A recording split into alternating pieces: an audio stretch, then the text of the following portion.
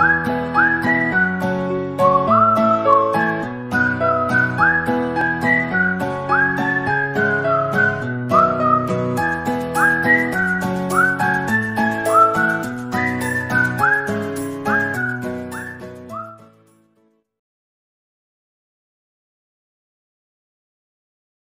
Friends, welcome to my channel Mona's food corner.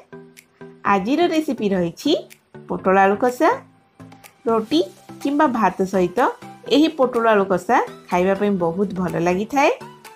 आपण यह निश्चय ट्राए करंतु।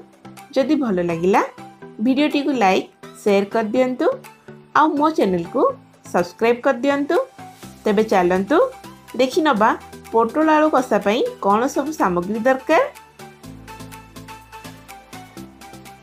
मुझे 300 ग्राम पोटल को भल भाव सफा करके यही भली क्रॉस कट करके रखी।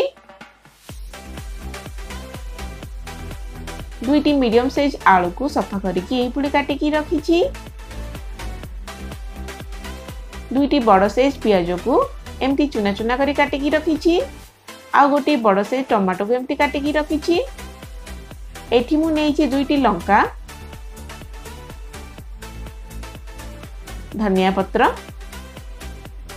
अदा रसुण पेस्ट, हलदी गुंड, लंका गुंड, जीरा गुंड, धनिया गुंड, चिकन मसला, गरम मसला, सुखिला मसला रे मु नेइछि गोटे तेजपत्र, गोटे स्टार फूल, गोटे दालचीनी, गोटे अळेच आ गोटे लवंग,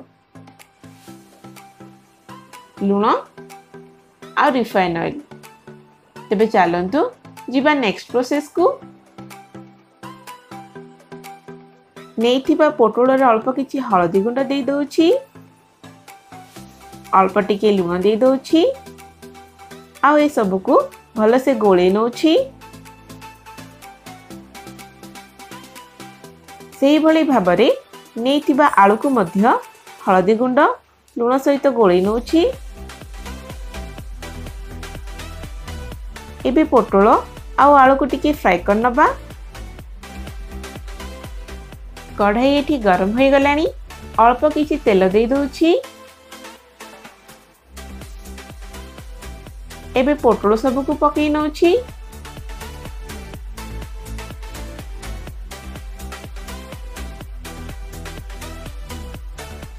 लो मीडियम फ्लेम रे पोटल सब को टिके ब्राउन हेले जाय फ्राई कर नबा।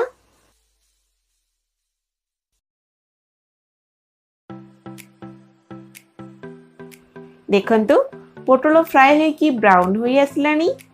एबे सब को बाहर कर नबा।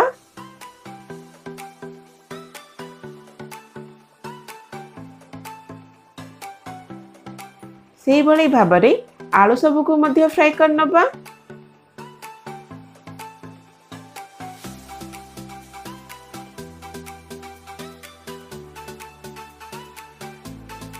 वर्तमान पोटल कसा पई मसला प्रस्तुत करिबा।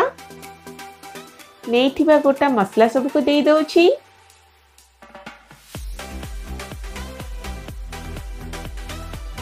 एबे कंचा लंका को देई दोछि, कटा पियाज को भी देई दोछि। भल से मिक्स करनो अछि। पियाज भल से सिझिबा पई लो मीडियम फ्लेम रे 2 ରୁ 3 मिनिट में फ्राई कर नबा।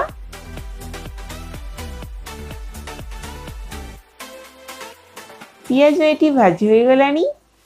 एबे 1 ରୁ 1.5 चम्मच अदा रसुण पेस्ट दे दोछि। अदा रसुण रो कंचा स्मेल दिबा जाय 1 ରୁ 2 मिनिट में फ्राई कर नबा।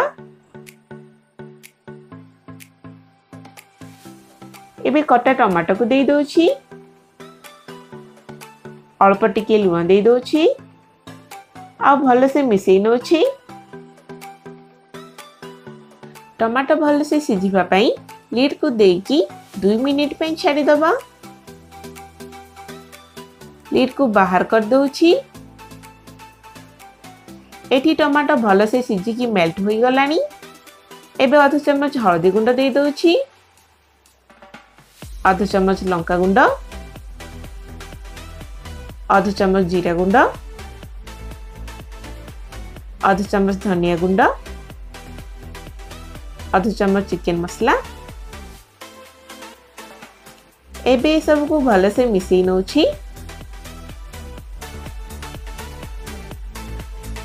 मसला तले न लगिबा पई अल्प किछि गरम पानी ऐड कर दोछि।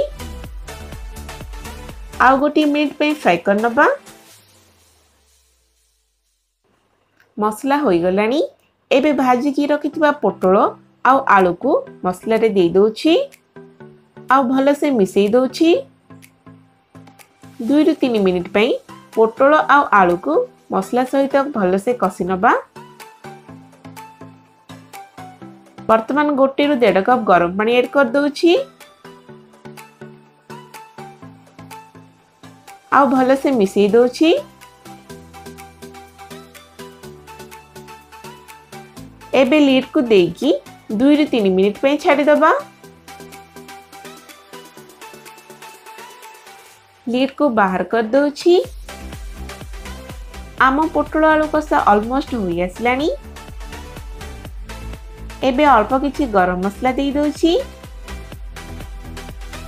काटिकी रखिथिबा धनिया पत्र को दे दोछि। आउ ए सब को भले से मिसई नोछि। देखंतु प्रस्तुत हो गला हमर पोटल आलू कसा। देखंतु बहुत बढ़िया देखा जाउछि। आ बढ़िया स्मेल भी होछि। एहा को आपण रोटी किबा भात सहित खाइ परिबे। एहा को घरे निश्चय ट्राई करंतु। आशा करूछि भलो लागिबो। मु पुणी आसीबी आउ एक रेसिपी सहित। रहुछि। Thank you.